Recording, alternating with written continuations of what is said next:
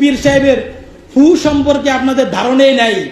পীর সাহেব চরমোনাই 5 তারিখে ফুর মাধ্যমে এদেশের ফ্যাসিস্টদেরকে বাংলাদেশ থেকে তাড়িয়েছে। পীর সাহেব চরমোনাইয়ের ফুয়ের কত পাওয়ার, আপনারা অপেক্ষা করতে থাকুন। পীর সাহেব চরমোনাই ফুয়ের পাওয়ার আরশে আজিম থেকে নির্বাচিত ফু যখন আপনাদেরকে ফু দিবে বাংলা জমিনে হাত পাকার পতাকার ফুয়ে আপনারা বাংলা জমিনে টিকতে পারবেন না। ভিডিওটি দেখেছেন, তাই তো বলি পীর সাহেব চরমোনাই কেন 11 দলীয় জোট থেকে বের হয়ে গেল।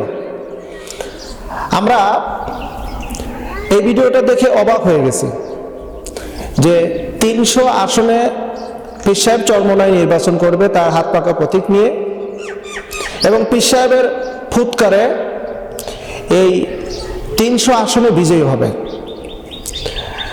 ধরে নিলাম কিছু সময়ের জন্য এই ইসলামিক আন্দোলন চরমোনাইয়ের এই কর্মী বলেন আর মুরিদ বলেন বা নেতা বলেন, তার বক্তব্য হলো এরকম যে 5ই আগস্টের সময় চরমোনাই পীরের ফুতে ফু দিয়ে ফ্যাসিস্ট স্বৈরাচারী শেখ হাসিনাকে বাংলাদেশ থেকে বিতাড়িত করছে।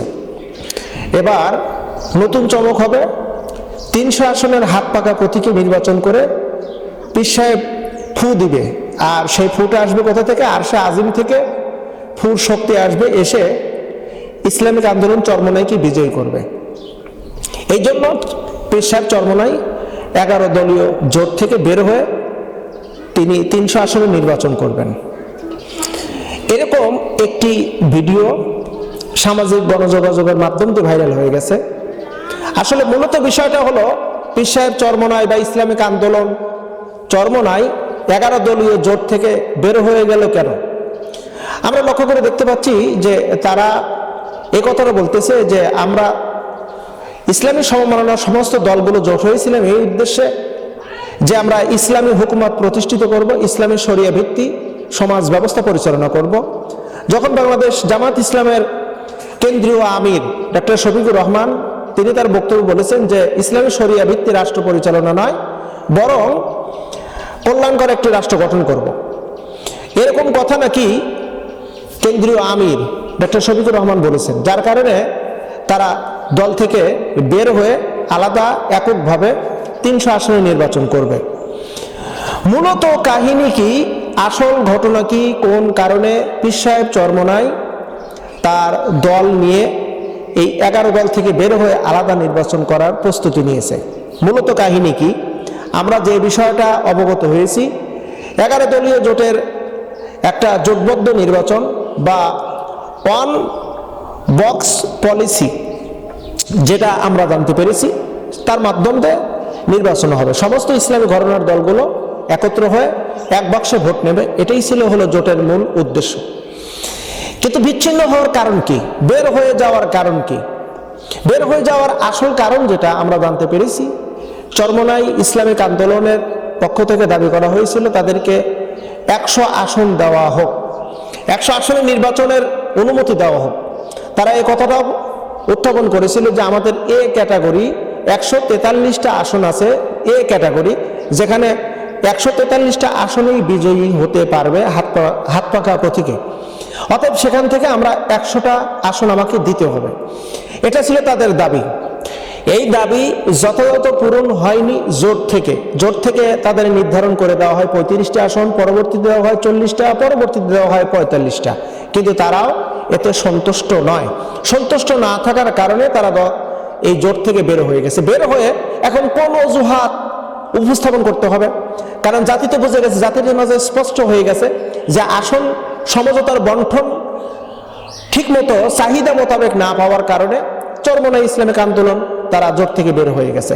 কিন্তু তারা এটাকে ধামাচাপা দেওয়ার উদ্দেশ্যে বলতেছে যে ইসলামী শরিয়া ভিত্তিক রাষ্ট্র গঠন করবে না, যার কারণে আমরা বের হয়ে এসেছি। আস্তাগফিরুল্লাহিল আযীম। চরমোনাই পীর সাহেবকে বলি বা ইসলামিক আন্দোলনের কর্মী ভাইদেরকে বলি, আপনারা যদি 300 আসনে নির্বাচিত হন বা আপনারা সরকার গঠন করলেন, সরকার গঠন করার পরে এই প্রচলিত ধারায় আপনারা কি শরিয়া বিধান প্রতিষ্ঠিত করতে পারবেন? একবারে সমস্ত বিধান প্রতিষ্ঠিত করতে পারবেন না? আপনাদের পক্ষে সম্ভব না। কেন সম্ভব না? যে সরকারই আসুক, এই শরিয়া ভিত্তিক রাষ্ট্র গঠন করা অতি সহজে পারবেন না। হ্যাঁ, আবার পারবেন, একটু সময় যদি লাগে, সময়ক্ষণে ধীরে ধীরে আস্তে আস্তে করে ইসলামী শরীয় বিধানগুলোকে আপনি সমাজের ভিতর প্রতিষ্ঠিত করতে পারবেন। কারণ এখন পুরো সমাজটা ছেয়ে আছে তাগুতের, পুরো সমাজটা ছেয়ে আছে হলো ব্রিটিশের আইনের ছত্রছায়ায়। ব্রিটিশের আইন প্রচলিত ধারাকে পরিবর্তন করতে হলে অবশ্যই আপনাকে সময় নিতে হবে। আর এর জবাব কিন্তু আল্লামা মামুনুল হক নিজেও দিয়েছেন যে আমরা জোটের পক্ষ থেকে এরকমভাবে কথা উপস্থাপন হয়েছে যে একেবারে একদিনে ইসলামী শরিয়া প্রতিষ্ঠিত করা সম্ভবপর নয়, তবে আমরা ধীরে ধীরে আস্তে আস্তে করে ইসলামী শরিয়া ভিত্তিক সমাজ ব্যবস্থা রাষ্ট্র পরিচালনা করব। এটা হলো জোটের পক্ষ থেকে আল্লামা মামুনুল হক তিনি প্রেস ব্রিফিং করে সাংবাদিক সম্মেলনে তিনি এই কথাটা উপস্থাপন করেছেন। এখন প্রশ্ন হলো, এই যে পীর সাহেবের এই মুরিদ বললেন যে ফু দিয়ে আমরা বিজয় ছিনিয়ে আনবো, ফু দিলে বাংলাদেশের জনগণ থাকতে পারবে না, এ দেশ থেকে আউট হয়ে চলে যাবে, ইত্যাদি ইত্যাদি অসংখ্য কথা উপস্থাপন করেছে।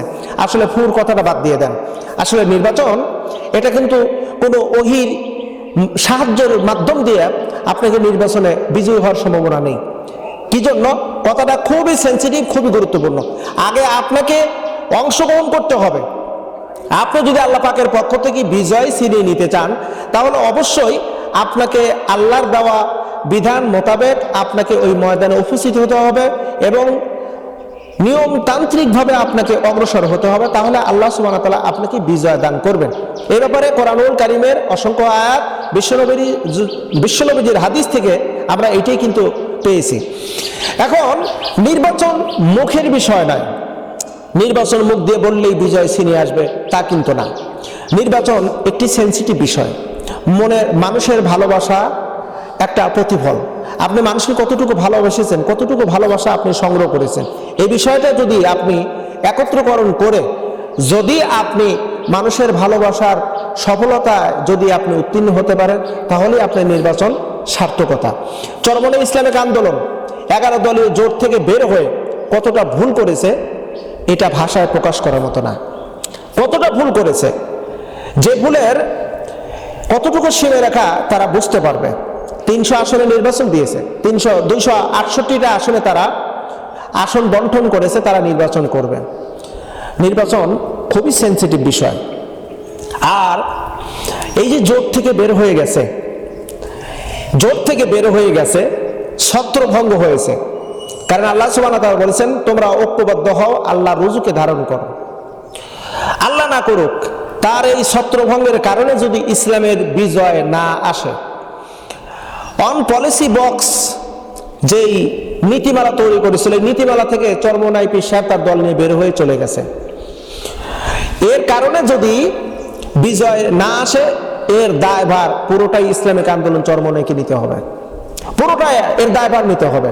লিখে রাখেন আপনারা, কোনো কারণে ইসলামিক আন্দোলন চরমনাইয়ের কারণে যদি বিপর্যয় আসে, এর দায়ভার ইসলামিক আন্দোলন চরমনাইকে নিতে হবে। গোটা বাংলার জনগণ তাদেরকে ধিক্কার দেবে, তাদেরকে তিরস্কার করবে। আমরা বিনয়ের সাথে বলি, এখনো সমঝোতা হন, সুযোগ আছে। আসন নয়, বরং আপনি আসনে জিতবেন কয়টা সেই বিষয়টা একটু চিন্তা ফিকির করে এখনো সমঝোতায় চলে আসুন। ইসলামিক আন্দোলন আপনাদের জন্য দরজা ওপেন করা রাখা হয়েছে।